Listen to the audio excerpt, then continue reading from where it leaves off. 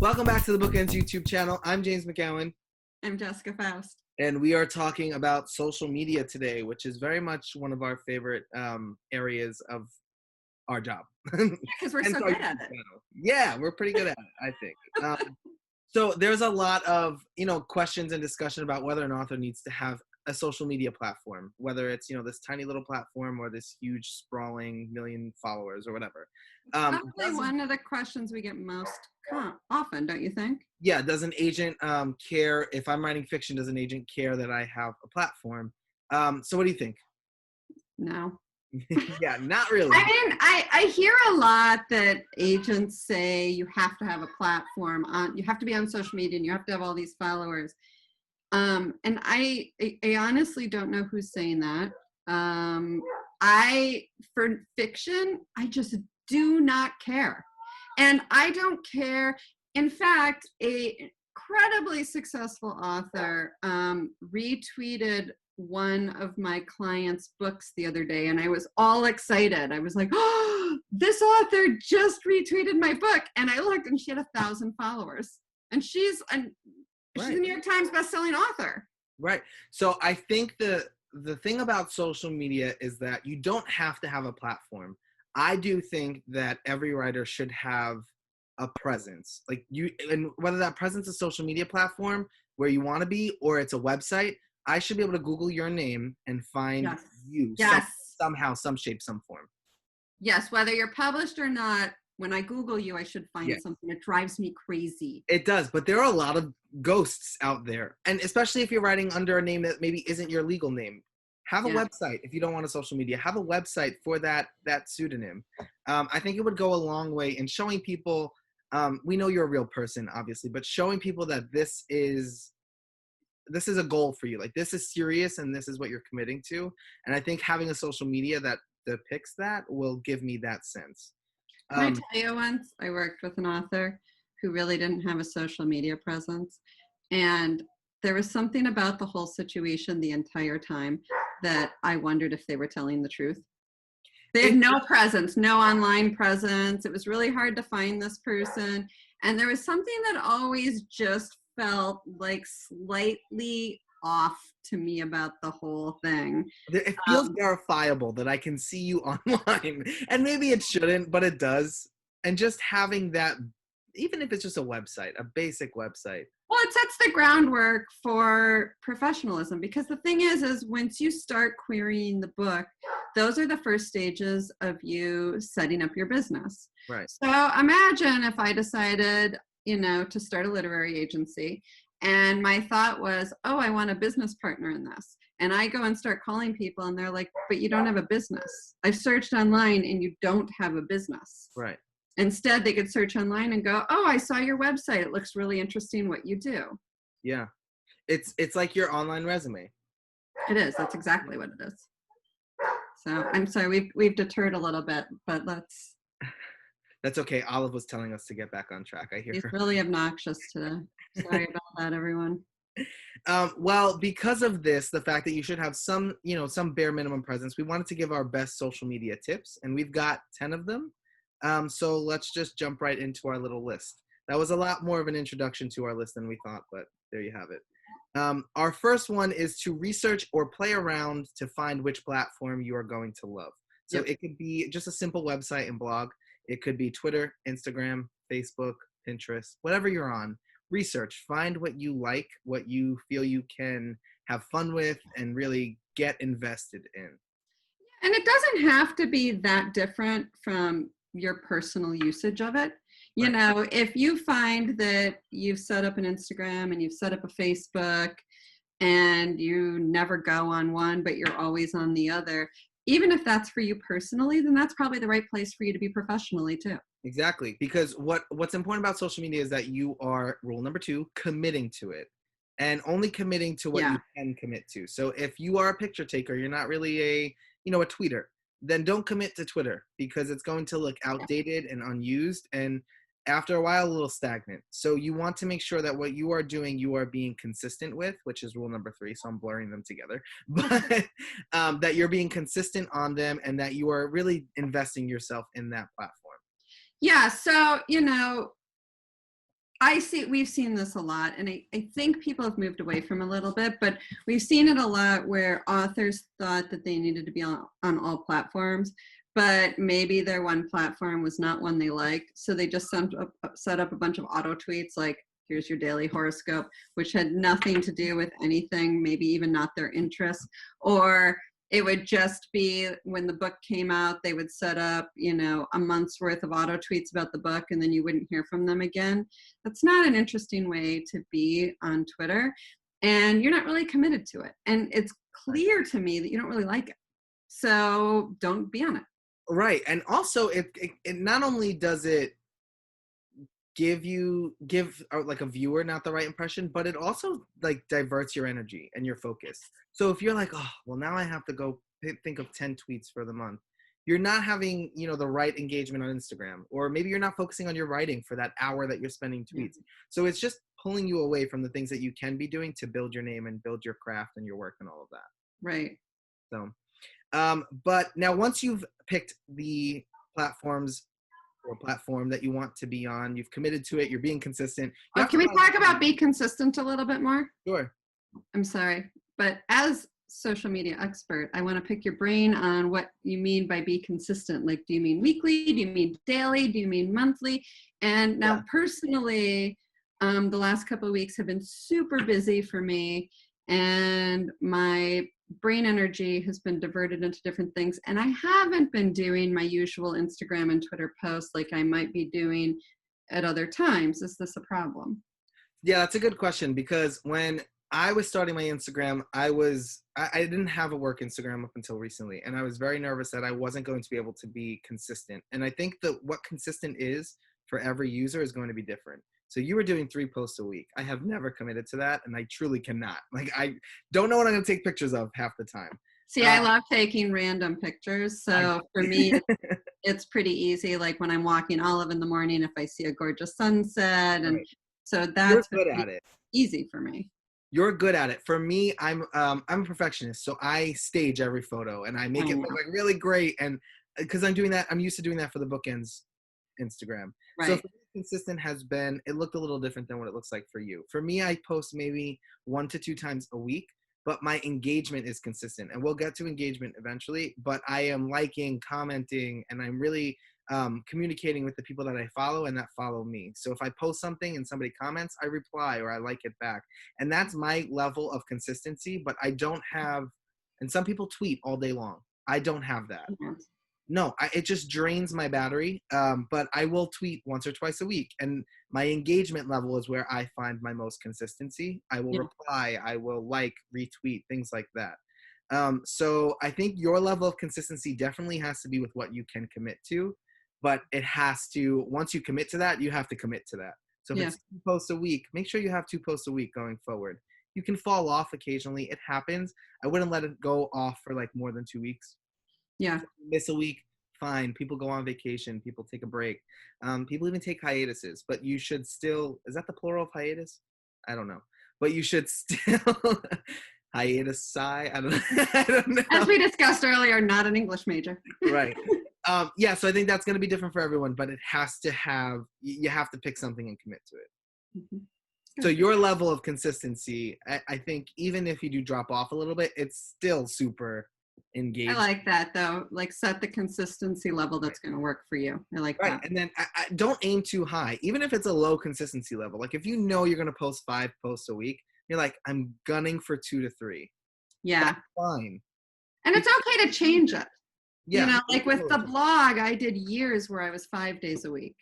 And then recently we switched it so I'm only doing, it was 3, and now it's really down to 2. And I've gone periods of time where, honestly, apologies, there haven't been much. I just haven't been able to generate the content like I used to.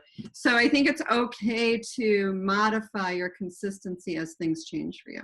Yeah, because as you go on and as you sell books or you, do things in your personal life, what you have to say and how often you can say it will naturally decrease. Like there will be less things for you to say once you've started to say everything. And I'm speaking to the blog, of course. We talk so much on the blog. We've moved it over to YouTube. And even now we find ourselves repeating a lot of the same things, but you might find the pool for what you can post a little smaller. Right. Yeah. So we're not doing as much on the blog, but with YouTube, we're consistently out there in our social media platforms. It's just that we've spread it out a little bit more. And you can do that too. If you're a Twitter fan and an Instagram fan, as I am, you don't have to post both of them 3 to 5 times a week. You could combine it and go, okay, three times a week, I'm posting on social media, and this is how I'm going to spread it out. Exactly. Yeah. So 5 and 6 they go together, and 5 is to find your community. So yeah, every social media platform has these little subgroups of communities, right? So there is a huge publishing presence on Twitter. There is a really nice subset of picture book writers on Twitter and the kid lit community in general, but the picture book community on Twitter is wonderful. So for me, I would find that community, and then I would engage with that community on a regular basis. I would follow them, retweet, like, reply, things like that. And that would immerse me in the community. It would help me build my following in a really natural and organic way. But you should find the community. If you have a hobby, find the community there. Yeah. If you write a certain genre, there's a community there. If you read a certain genre, there's a community there. So find that and then consistently engage with them. Let them know that you're a real person and that you are here to stay and have fun and talk and communicate and contribute in some way. Yeah, it doesn't all have to be publishing either. Just because, Right. A lot of us have both professional and personal. So I have a professional and a personal Instagram. Don't look for my personal Instagram. I'm not going to let you look at it anyway. But my professional Instagram isn't just publishing. I also follow the areas that are of interest to me, which are, cooking, or I think I might follow a hashtag like something about Minnesota so I can see all, beautiful sunsets or whatever it is, rainbows, knitting, rock collecting, whatever your passions are, follow those too, because that also expands your community in more interesting and different ways. It doesn't have to be just because it's my writing, my authorship social media account. It doesn't have to be all publishing, and it really shouldn't. Right. And it also, it does all of those things that you said, but it also keeps it exciting for you, because I don't want to sign in and all I see is different Bookstagram pictures or every other publisher posting something for this holiday. Like, I want a diverse feed. So and also, it's great research. Yeah. If you're writing a book on dinosaurs, then following the dinosaur accounts would be very useful. Right. If you're an artist who, wants to get, clear pictures of something, following photographers might be helpful. Whatever it is that you are researching for that book at the time, add those accounts to your following, because that's where you're also using your social media in a broader way. I write science-y picture books. I follow National Geographic. I follow Hui and all of the other, science-infused pages that I might find on Instagram. And they give you ideas. They give you inspiration, even if it's just like a lightning bolt in the middle of a field. Like, there's something about seeing those things that is inspiring. So you never know what's going to inspire you. And I wouldn't limit your options. If there's things that you're interested in, follow them, find them, pursue them. Yeah. You can always unfollow them later. Exactly. So our next one is to follow industry professionals and the hashtags they use. This is good on Twitter because there's so many of us, but a lot of us are on Instagram now too. But following agents, following editors and publishers, just to see what they're working on, how their jobs are changing, maybe being completely up to date on what's happening today in publishing, because what they're reading. Yeah, it's good market research, but it's also good. It's good education. Mm-hmm. Yeah, absolutely. You can learn a lot from the industry professionals, even just from watching them, listening to the conversations they have with other industry professionals on Twitter. I mean, Twitter especially can be a real sort of eavesdropping place. I mean, we haven't done it in a while, but we can have some real fun conversations on Twitter, because we like to kid each other on Twitter at BookEnds. So sometimes we'll put something out. I haven't done it in a while. I'm gonna have to step up my game. No, but it's a great place to just sort of find that whatever connection it might be to the people in the industry that would be your next step in getting your book published. Yep. And don't be afraid to engage with them. But in your engagement, you have 2 rules to follow. Number 1 is the most obvious. It's be yourself. Be yourself. Talk about the interests that you love. Respond to the things that interest you or that maybe don't interest you and you want to speak on or anything like that. But be yourself on Twitter. Yeah, definitely. Rule number 2 is be friendly, but not creepy. Not creepy really is our number 1 rule for all things. Yes, there is a very thin line.